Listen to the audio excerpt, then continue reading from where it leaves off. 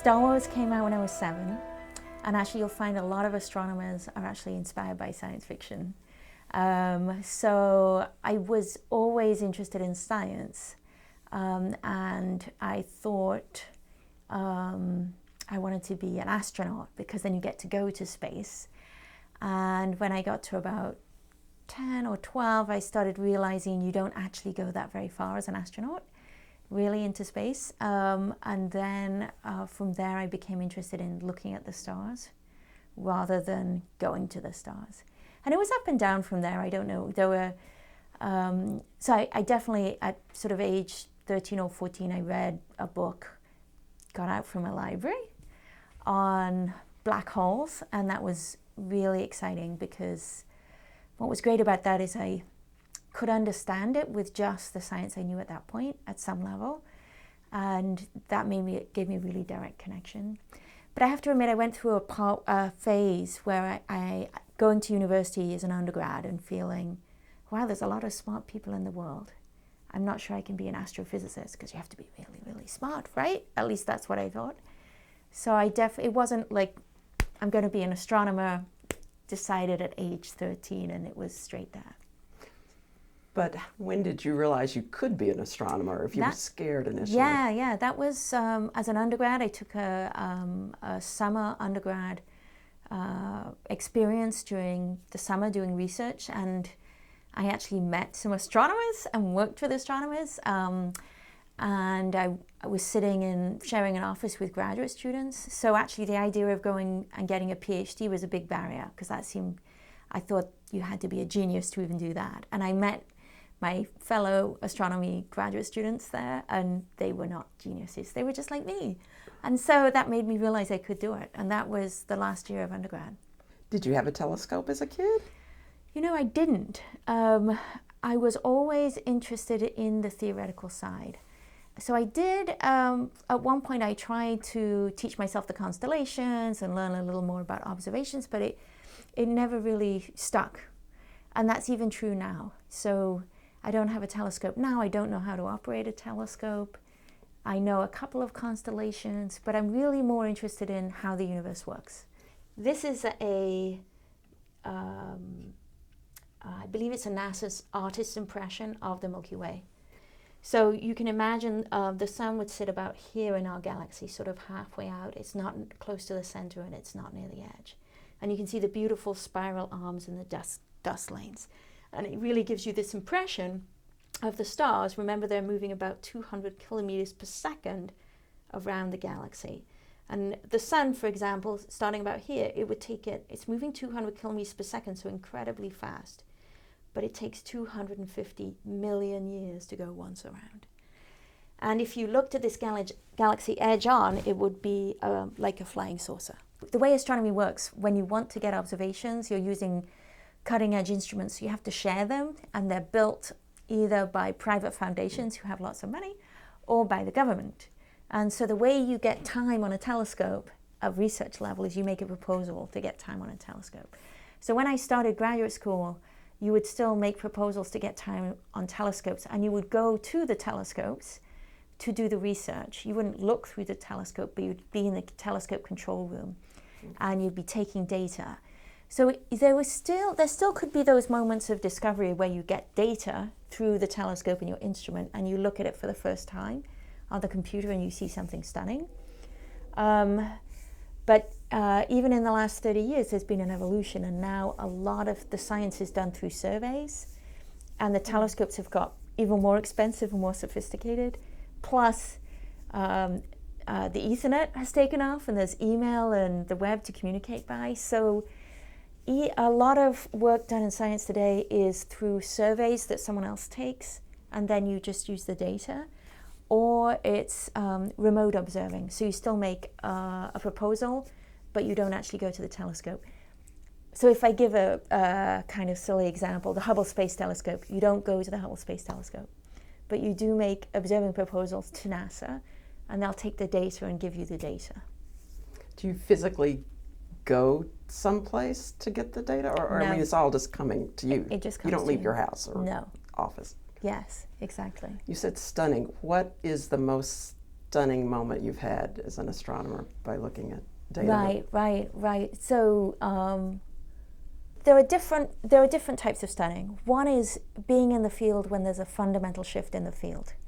And that's happened to me a few times. So in my scientific, and I find this thrilling, right? In my scientific lifetime, there have been a few huge discoveries in the field. One was that the expansion of the universe is accelerating. It's not slowing down. That happened in the late 1990s. And that was a shift in almost a century of thinking about how our universe worked. So that was really a really exciting moment, even though I wasn't directly involved in the science. And I would have said there's been a few more since then. During my time as an astronomer, we've really pretty definitively proved that planets exist outside of our own solar system. And I would say the generation of students I'm teaching now don't understand how revolutionary that is, but you do, right? Yeah. So that was a huge revolution in the field. And then a very recent one, which was really thrilling, was the discovery of gravitational waves. So these are waves in space-time itself from violent gravitational interactions. And the sources we've seen so far are merging black holes and merging neutron stars. And that was 5 or 6 years ago. And that was a thrilling community discovery. Sorry, I have to say one more. Oh, please. The last one. So these are like milestones that I have not been involved with. But there's something about being in the field and watching it happen. So another one, just this last year, was the first image of an event horizon around a black hole. So this... you've probably seen the images. They're just a fuzzy ring of light. In fact, I sent the image to my dad with the press release, and he said, "This is really out of focus." And he was very upset, but it's like the very first time you're actually looking at direct evidence for the existence of a black hole. And that was really thrilling. So this was just this year. So that's like things I haven't done. A different question, which I think is more answering your question, is a discovery that I've made myself. So I could talk about that. Would that be okay? And so these are, let me see, and they're much more personal, maybe not quite as large as those. I consider those changing the entire field. So I work on the Milky Way galaxy, and in particular, the dynamics of the Milky Way, and how the Milky Way and other galaxies form and evolve. And the dynamical piece means how are things moving in the Milky Way. So the Milky Way is a galaxy. It's made up of stars and gas and dust. But when you look at a galaxy, it looks like they're unchanging. They've been around forever. They will be around forever. But actually, the stars are moving in the galaxies at hundreds of kilometers per second. So I want to say that again, hundreds of kilometers per second. So between now and now, we have actually moved 200 kilometers, which is about 150 miles, because the sun is moving around the galaxy at 200 kilometers per second. Goosebumps, because I didn't know that. Yes, okay. Right. So things in the galaxies are moving really fast. But the other thing is there's many galaxies in the universe. So galaxies themselves can interact with each other. So a major part of my research for the last 30 years has actually been about not just the Milky Way, but the small galaxies that are evolving and moving around the Milky Way. And so I told you stars orbiting galaxies, but galaxies, satellite galaxies, can actually orbit the Milky Way. So there are entire other galaxies, dwarf galaxies we would call them, dwarf meaning small. So these are smaller galaxies that actually orbit the Milky Way. And what I've been studying for a long time, and I should show you one movie of this, is if you take a smaller galaxy and it's orbiting around the Milky Way, it will get torn apart by the massive gravitational force field of the Milky Way galaxy. You'll see that the satellite starts as a ball of stars, and as the Milky Way's forces tear it apart, the stars come out in long streams around the Milky Way. So one stunning discovery, I'm going to tell you 2 actually, please, that I've been involved with is taking that prediction that stars should form these long streams around the galaxy, and those are coming out from simulations of modeling Newton's law of gravity and motion and applying it to galaxies. So I'm running a simulation on a computer and I see these stars forming long streams, and then connecting that. What's been discovered in the last couple of decades is actually, if you look around the Milky Way, you can see streams of stars. Looking far out from the main part of the Milky Way, you can look around it and you can find streams of stars encircling the Milky Way. And that discovery was literally, the first evidence of this was late 1990s or 2000. And I'd been running those simulations earlier than that. So we'd seen that we should see these streams of stars, and now we can look around the Milky Way and we can find these streams of stars. And what they're actually showing you is, well, we already knew the Milky Way had satellite galaxies. And these are showing you dead satellites that the Milky Way has destroyed in the past.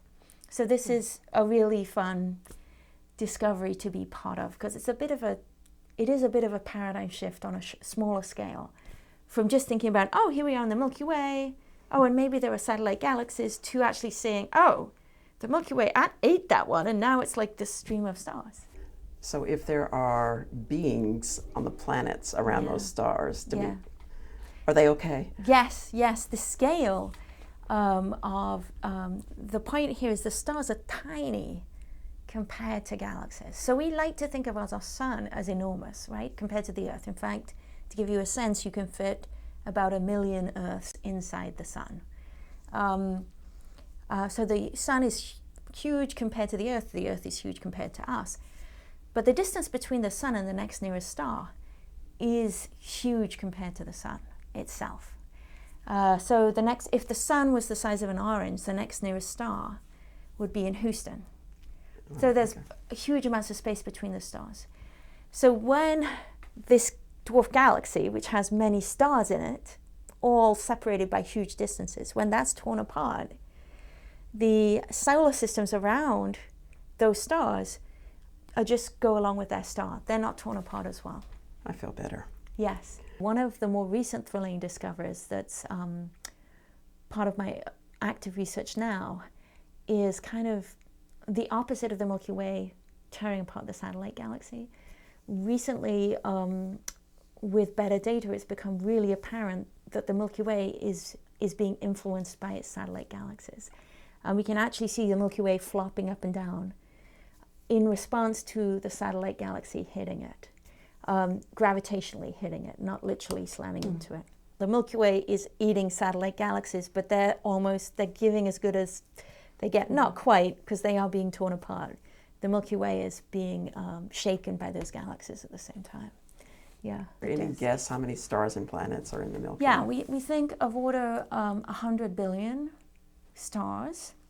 Planets, every star that we've been able to look at closely enough has at least one planet, and those are the big ones, so 10 times as many planets, say. And then the other question you should ask, I'll put it in your mouth, is how many galaxies in the universe? So there's about 100 billion galaxies in the universe. So 100 billion is 10 to the 11. So 10 to the 11 stars. So 100 billion times 100 billion is 10,000 billion billion. It's actually 10 to the 22. I'm feeling very small. Yes. So there's a lot of stars out there. The universe is very big. Yeah. Life on other planets? Well, I guess I should have waited to say that, because what do you think? If I tell you there's 10 to the 22 stars? I would bet yes. Yes. Yeah. I mean, no proof. We haven't proved it, but I think the odds are. Yeah. You haven't personally had any experience with life on other planets? Being kidnapped at night and disappearing? No, not at all. When you look at the night, do you look at the night sky? Yes, for fun. It's hard around here. When you look at the Milky Way or look up, do you have an emotional response? Do you have a scientific, or what do you feel? Oh, I think it's a combination of the two, and I don't think they're linked. For me, I think they're linked for a lot of people, because it's part of there's the wonder of looking up, right, and seeing the beauty. But then the second part of the wonder comes from imagining the scales, the sorts of things that I've just been talking about. That, okay, so you can see, if you go somewhere really dark, not Haworth, right, you can see the beautiful Milky Way on the sky. And you can think, well, there's a connection with our ancestors, because it was the Romans who called it the Milky Way. And it was the Greeks who, where that name came from, because they called this a river of milk, and galactos is the Greek word for milk. That's where the word galaxy comes from. So you can look at the sky and you can see your history there, and imagine your ancestors. So it's a connection with your ancestors and with history. And the constellations have been unchanging basically for the last millennium, our ancestors would have seen the same patterns in the sky. So that's pretty fun too. So there's a connection with history. And then there's the beauty. And then there's thinking, knowing what we know about stars, and thinking that each of the points of light are these stars that are maybe much bigger than the sun, but are so far away that we can only see them as tiny points of light. So that's getting towards the scientific side. But I think there's a huge emotional response there as well. So I do think they're inseparable. And then lastly, I would mention the other part is the amazing fact of how much we understand, which makes you, so you can get lost in the emotional response of being very small, but then the amazing power of the humans, what humans have figured out, and putting it all together. Of course, it makes you think of Einstein, because Einstein always has a lot of quotes. And so he says a lot of great things, or he said a lot of great things. So one is, imagination is more important than knowledge. And that experience is that imagination coming into play there.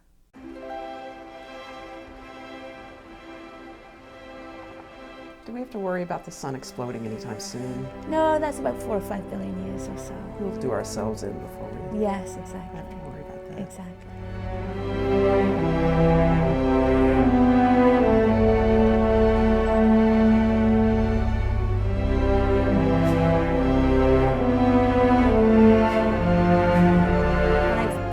I've been on a panel for NASA. I always come home and tell the kids, I've been advising NASA as well.